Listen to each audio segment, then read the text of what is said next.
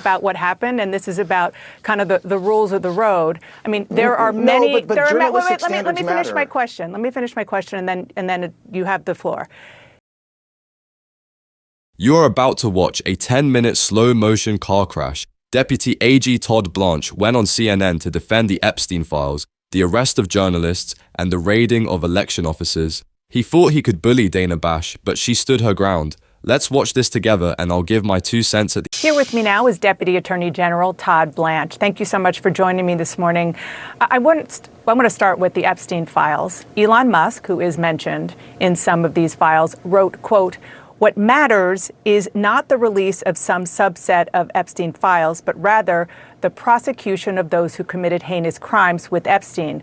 When there is at least one arrest, some justice will have been done. If not, this is all performative, nothing but a distraction."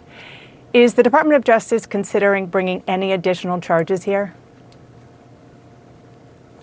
Well, look, I can't talk about any investigations, but I will say the following, which is that in July, the Department of Justice said that we had reviewed the files, the quote Epstein files, and there was nothing in there that allowed us to prosecute anybody. We then released over 3.5 million pieces of paper, which the entire world can look at now and see if we got it wrong. And so it's not performative, and I respectfully disagree with that statement. We were ordered to do so by Congress and then by the President of the United States, and that's what we did. And let me, I said it on Friday, this Justice Department, the FBI, DHS, we have gone after more sex traffickers, more child pornographers, more men who have done harm to children and young women than any administration in history. And so we need to separate those two ideas, the fact that there's the Epstein files and whether there's anybody there that we can go after, and the work that we are doing every day, which is extraordinary, and we will continue to do that.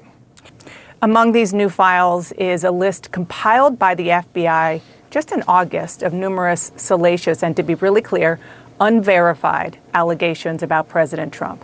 Why did the FBI create this list last year, and have all of these claims been investigated by the DOJ? So look, it's not about President Trump. It's about a ton of people, multiple people that were, quote, in the Epstein files. And what I think folks will see when they review the materials we released is that there have been hundreds of calls made to the FBI where allegations are made by either anonymous individuals or people who are very quickly determined to not be credible, whether it's the nature of what they're saying or the fact they won't provide any information or corroboration. And that's part of the Epstein files. I do want to move on. Former CNN anchor Don Lemon and another journalist, Georgia Fort, were arrested on Friday on charges they violated federal law during a tense protest at a Minnesota church. A conservative federal judge, somebody who clerked for Antonin Scalia, already had rejected those warrants and wrote that there is no evidence that those two engaged in any criminal behavior or conspired to do so. Then an appeals court held up that decision. Why did you then bring this case to a grand jury after it already had been rejected by multiple judges? So first of all, that appeals court, you're not right. The appeals court, a judge on the appeals court said that there was clearly probable cause. There was absolutely probable cause that a crime had been committed. Okay, so it's true that they rejected the mandamus petition, but yes, by Mr. Lemon and others, it's public. And so, yes, you're right. A judge in that court had said there wasn't probable cause. But guess what? Our system doesn't allow judges to make that decision. They can make that decision to get an arrest warrant on a complaint, but only a grand jury can bring forth an indictment. And so that's what we did. We went to a grand jury, which, as you know, are 25 citizens from Minneapolis and around that decide whether there's probable cause. And that's who returned an indictment. Mr. Blanche, I want to go, actually, I went through the entire indictment, all 29 alleged overt acts of conspiracy. And there's a lot to ask you about, but I'm just going to pick a few here, okay? Starting with overt act number 20, which says, quote, defendant Lemon told his live stream audience about congregants leaving the church and about a young man who Lemon could see was frightened, scared, and crying. And Lemon observed that the congregants' reactions were understandable because the experience was traumatic and uncomfortable, which he said was the purpose. Overt Act 21 says, quote, as the operation continued, defendant Lemon acknowledged the nature of it by expressing surprise that the police hadn't yet arrived at the church and admitted knowing that the whole point of the operation was to disrupt. Why wouldn't a jury at trial see this as a journalist observing what is happening, which is protected by the First Amendment? Well, you conveniently left out multiple allegations in that indictment about what else Mr. Lemon did, including surreptitiously avoiding saying where they were going, being part of the planning, being part of the decisions to make sure the police didn't know this was happening and federal law enforcement didn't know this is happening. There are multiple allegations there. And guess what? He gets to have a lawyer and he gets to have a defense. And so if he wants to go forward with the defense that, aw, shucks, I was just a journalist, he can do that. But obviously, as the indictment lays out, and which you didn't read on the air, there's a lot of things that Mr. Lemon did that you would never do as a journalist. You would never do that. Okay. Let's be honest. This is not about me. This is about what happened, and this is about kind of the rules of the road. I mean, there are many. No, but journalistic standards let me finish matter. my question. Let me finish my question, and then you have the floor. There are countless examples of when reporters are embedded with people with. DOD, where we are told not to tell anybody where we're going. There are numerous examples of when we get embargoed information that we can't report from your agency, for example, and that has happened on with presidents in both parties, and we withhold reporting it until you say it's time to report it. That's not unusual, and it's not unlike what happened with Don Lemon and Georgia Ford. Well, listen, you are totally correct that happens every day, and it's happened for decades. But if you watch what Mr. Lemon did, okay, and I do not want to have a trial right here. It's not fair to him. But I will say that if you watch the publicly available live streaming that he engaged in, the comments that he made, I mean, that's what it matters, right? It matters, like, how do we balance the FACE Act? How do we balance freedom of religion, the right of people to worship on a Sunday morning? Okay, and the freedom of the press, and it's a balance that we have to engage in. I agree with you, but my point to you is that I promise you that neither you nor your colleagues can honestly, with a straight face, if you watch everything that he did in the day before with the planning and the day of with what happened when the comments he made while the kids were crying and screaming and racing away while the parents were looking for their children upstairs, but he doesn't while they were just trying to have a church service. Okay. Bottom line question for you is, so, was this really about what you just described, or was it about trying to make an example out of somebody who the president has sparred with? I don't even know that the president's even ever thought of Don Lemon. I don't know whether that's true or not. But I will tell you, we're not making examples of people. The day after that happened, the Attorney General flew to Minneapolis. She was there for 3 days. What we saw, there is no scenario under which the American people are comfortable or think that was right. I'm sorry. So no, this is not about Blanche, making an example. It's about justice.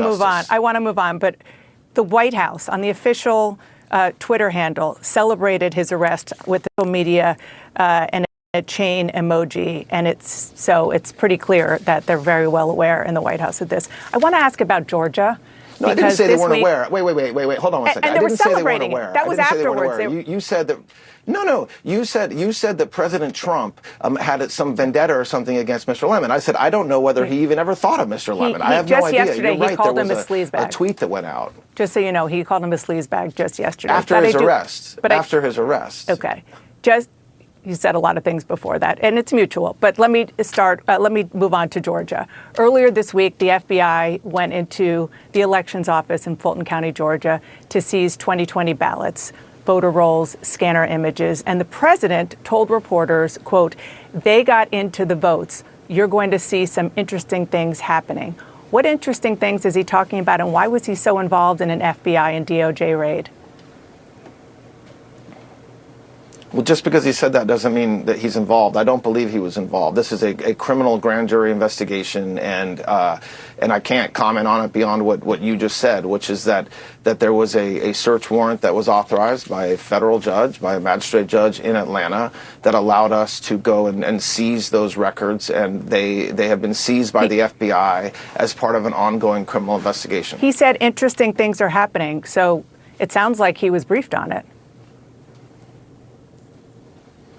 I mean, I don't know. I'm not around when the president's briefed or not briefed. What I said is that this is a criminal investigation, so it's a tightly held, as it must be under the law.